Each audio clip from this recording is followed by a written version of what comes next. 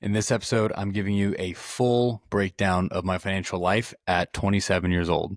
If we haven't met, my name is Connor Smith. I am married. I have a house, a dog, and I run a business called Locker Room Finance where I help student athletes win with money.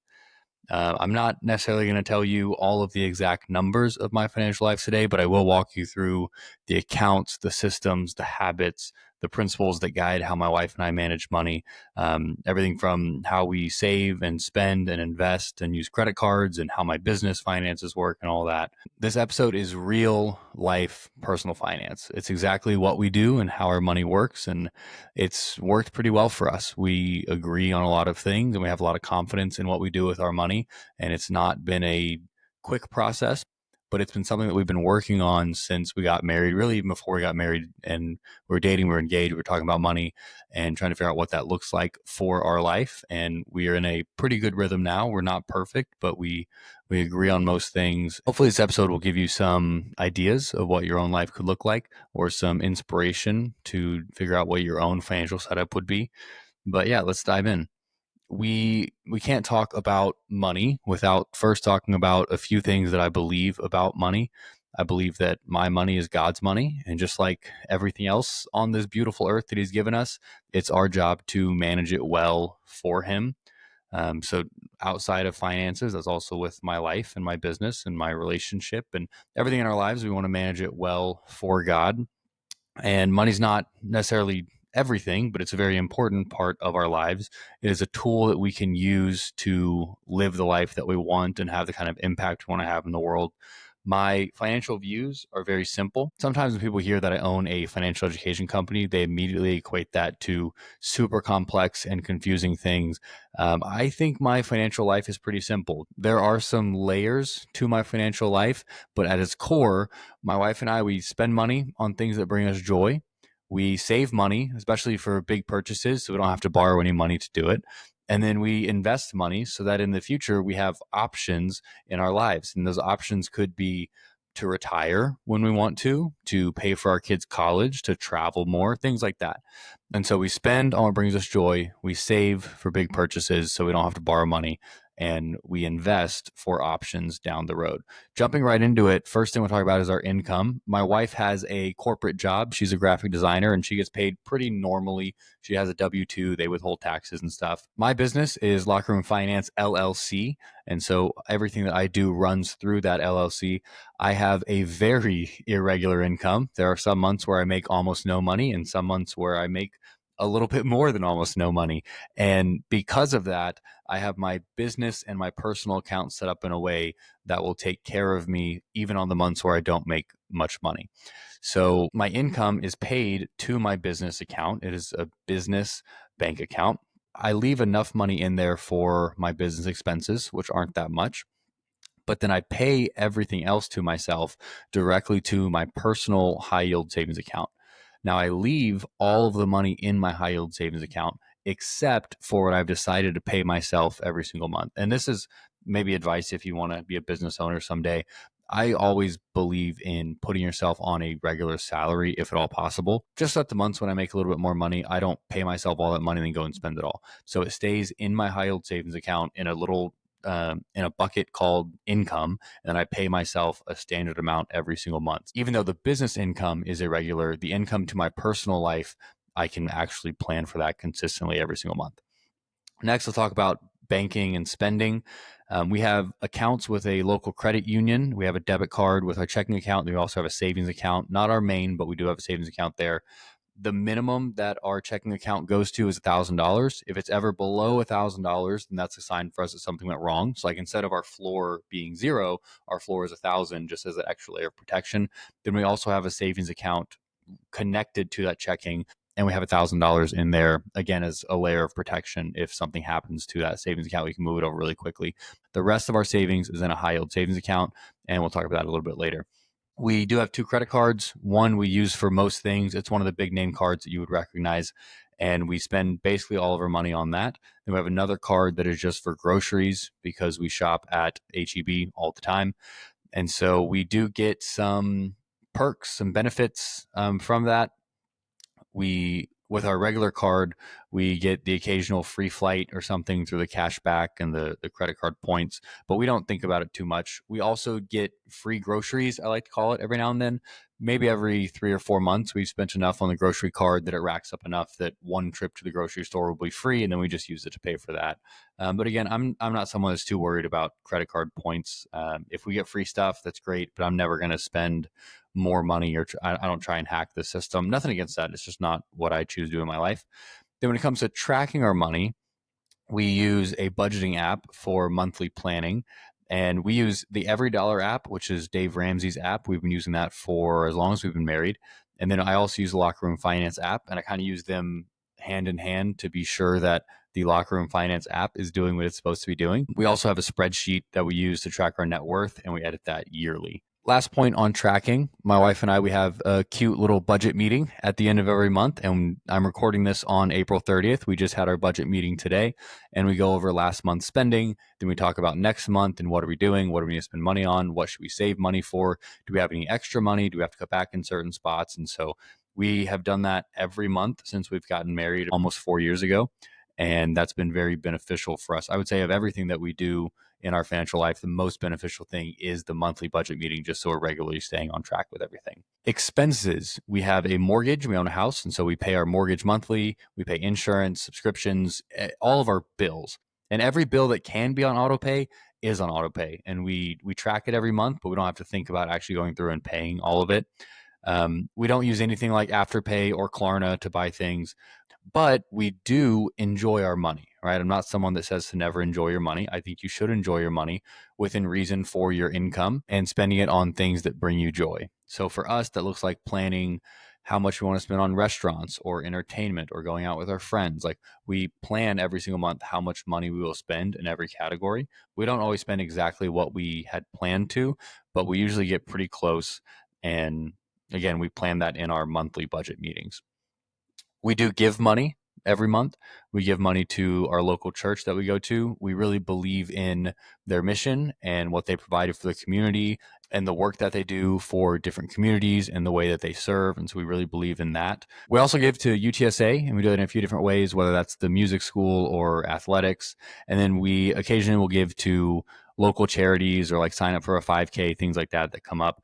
Also, we love buying gifts for people when it's their birthday or baby showers and things like that, anniversaries.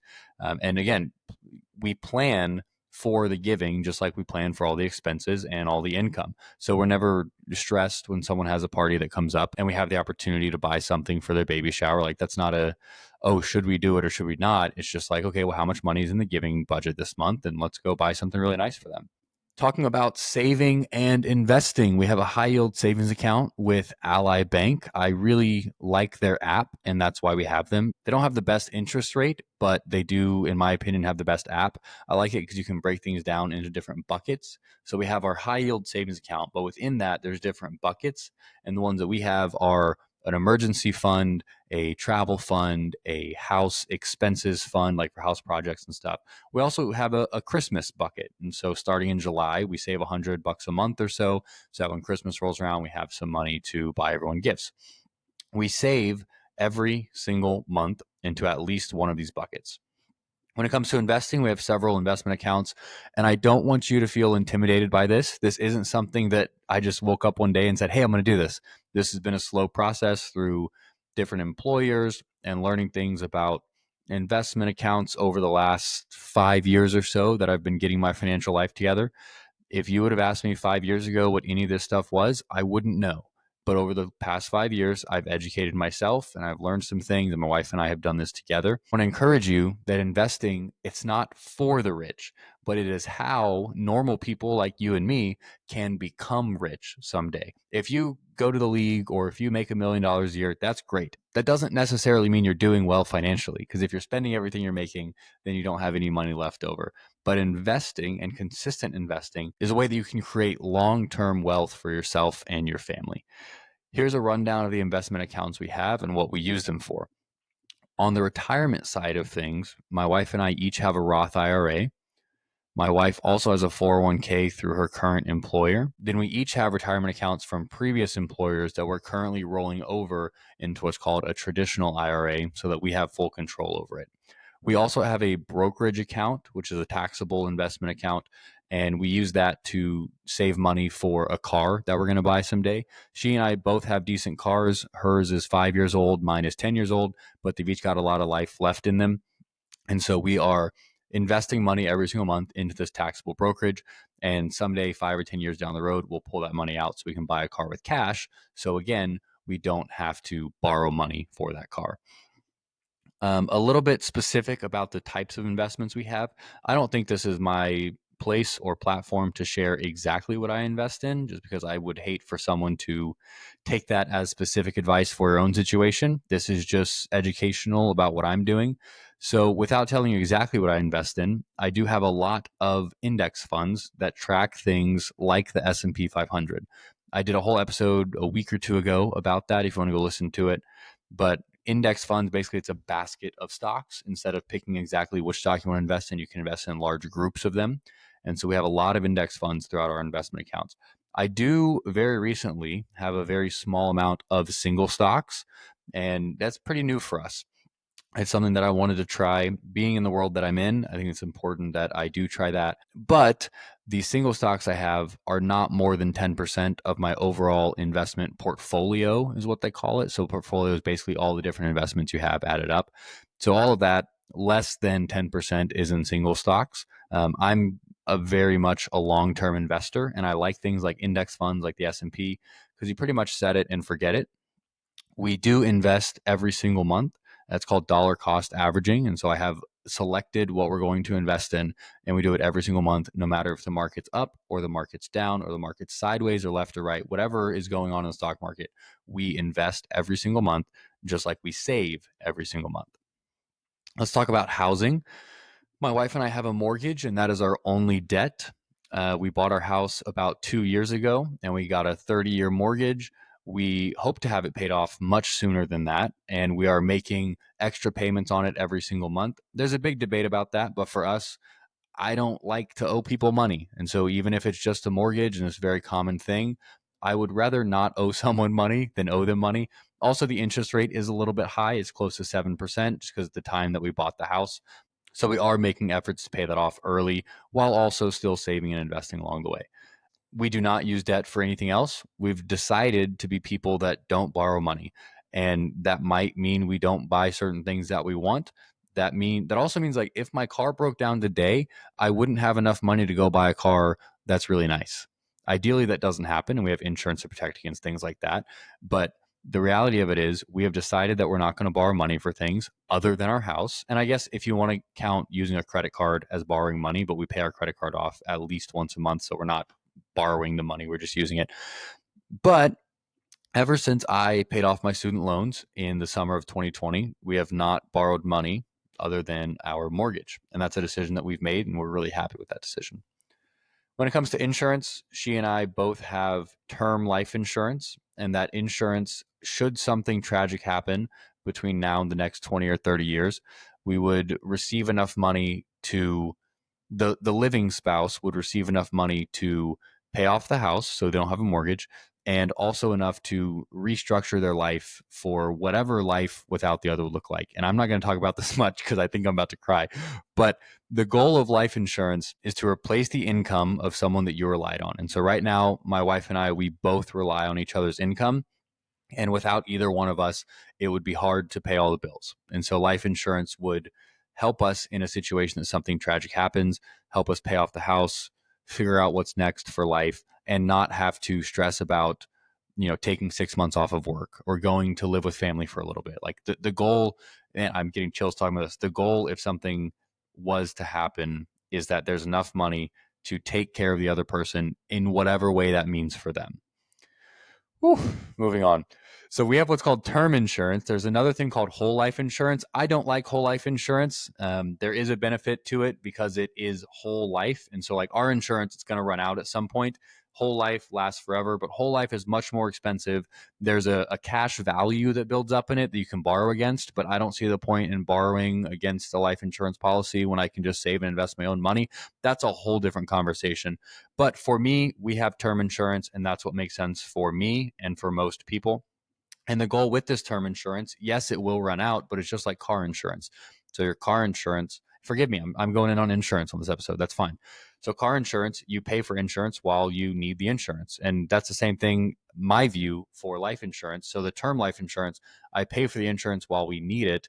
Ideally, when the term policy runs out 20 or 30 years from now, my wife and I would be what's called self-insured, where we have built enough financial assets, we've paid off the house, and if something were to happen to either one of us, we wouldn't need that payout anymore. Not to say that we might not reevaluate some point down the road and implement more life insurance policies, but the plan would be that at the end of our current term policies that we would be self-insured. We would have enough money to pay for the kids to go to college. We wouldn't have any mortgage debt. Okay, whatever. Moving on. Enough about life insurance. Other insurances that we have car insurance, we have homeowners insurance, we have identity theft protection, we have insurance on my wife's wedding ring, and lastly, we have health insurance through my wife's employer. Now, it might seem like there's a lot going on for us financially, and sometimes when we think about it, there is. We've put a lot of systems in place that work well for us so that we don't get overwhelmed with it. So I'm going to answer the question of how often do I check everything? I look at my investment accounts maybe once a month. I like to see what's going on. I like to be sure that the automatic payment went in and that the new investments have been made. All that's set up on auto pay, but I like to be sure that it's actually there. I look at my high yield savings account occasionally, either when I'm transferring money in and out or when we're planning for large purchases like going on a vacation. And then I look at my business accounts more than anything, mainly just to manage invoices and see how much money I'm making and be sure that I'm on top of all that for tax purposes and bookkeeping. And then I look at my real checking account about once a week just to be sure there's no funny business going on in there. Now, we do have a yearly rhythm of filling out what's called a net worth statement. And I use a very simple one. It's a Google sheet that I created for myself. A net worth statement is basically everything you own minus everything you owe. So in this, we put everything we own, our retirement accounts, our cars, our house, and then we subtract what we owe, which for us is our mortgage. And so this gives us what's called your net worth. Net worth is not everything, just like your credit score. It's really just a number that exists, but it's a really nice way for us to track our progress over all areas of our financial life. And with the consistency and the plan that we have set in place, our net worth has increased steadily year over year. And anyone that has a good financial plan, their net worth would be increasing year after year because it measures all aspects of your financial situation. Do I ever stress about money? Yes, I do. Not very often, but sometimes when we look at the big picture stuff, especially when it relates to the business, I do get a little bit overwhelmed, or I feel like I'm not doing as well as I should be, or I'm not where I thought I would be. And then my wife and I, we have to help each other out and remind ourselves that we're doing okay and zoom out, look at the big picture, give ourselves credit for the things we have been doing well, for the things we've set in place. But when it comes to like the day-to-day stuff, we don't stress about money too much because we have a solid plan that we make and agree on every single month. We are not perfect by any means. We miss our spending targets all the time. We spend too much. We don't plan enough. But I would say 80 to 90% of the time, we're pretty dang close to what we planned on spending. And even when we're a little bit above what we wanted to spend in a given month, we run our financial life with enough buffer to accommodate for those kind of situations so it doesn't really mess us up. And that is all I had planned for today. I'm sure there's other stuff about my financial life that you might want to know, or maybe I gave you a whole lot more than you wanted. But either way, if you have more questions, reach out. I'll be happy to talk more and share some information about kind of how we set this all up or why we have things set up the way that we do. But this is my financial life as a 27-year-old business owner that is married and has a house and a dog. And honestly, we've put a lot of work into this. Again, we didn't just wake up one morning and figure all this out, but it's with slow, diligent effort. And at least once a month, we're talking about our finances and trying to do a little bit better. And we've put a lot of work into that. So I'm very proud of this setup, and I think it's something that anyone listening to this who's in their 20s, you could have a setup very similar to this very soon. And I think that you should. I think our financial life is set up in a way that will benefit us and a lot of other people long term. And I'm really happy with that. Again, I'm not perfect, but we have a plan and we stay consistent. But in the end, we keep it simple. Like I said at the beginning, our whole financial life comes back to spending money on things that bring us joy and saving money for large purchases so that we're not caught off guard when we need to pay a lot of money for something. And then we invest money so that way down the road, we have a lot of options. Because money, they always say money can't buy you happiness, and that's true, but money can buy you options. And those options hopefully will be able to lead us to whatever happiness looks like in that phase of life. If anything in here was helpful, feel free to steal it for your own life. Like, I'm not sure who you are listening to this, but pick pick the pieces of this that made sense to you and try and implement one or two things and see how it goes. If something didn't make sense or you want more information, just send me a DM on Instagram at lockerroomfinance or drop a comment here. I guess you could. If nothing else, I just hope this encourages you to build a system around your financial life that reflects your values and the things that you want based on your current season of life. A plan like this and my financial life that I just shared with y'all, it's definitely not a one size fits all thing. It's also not something where you set it once and you never look at it again. This is something that we've been developing over time. Our life looked a lot different when we were saving to buy a house than it does now as we own a house. We've been saving money to go to Greece, and now we're about to go to Greece, and our financial life will look different after that. My financial life looked a lot different back when I was a middle school band director, earning a consistent salary, and now it looks super different as a business owner. So these plans are flexible and they're intended to be that way. But I believe that whoever you are listening to this, that you could take some things from this episode and figure out what kind of a financial plan you should have for your own life. And if you want my help or my advice on that, I'd be happy to give it. But my final thoughts are that being at peace with your money doesn't come from having more money, in my opinion. It does come from being intentional and having a plan for your money that reflects your current stage of life and your values and who you believe you are and what impact you want to have in the world and how you want to structure your life. I do believe that you can have a level of peace with your money no matter what your situation looks like, as long as you have a good solid plan that you are happy with. I want to thank y'all for listening to the Locker Room Finance Podcast. This is a very open and honest and vulnerable episode, so I hope y'all enjoyed it and consider listening to the next one that I post next week. See y'all.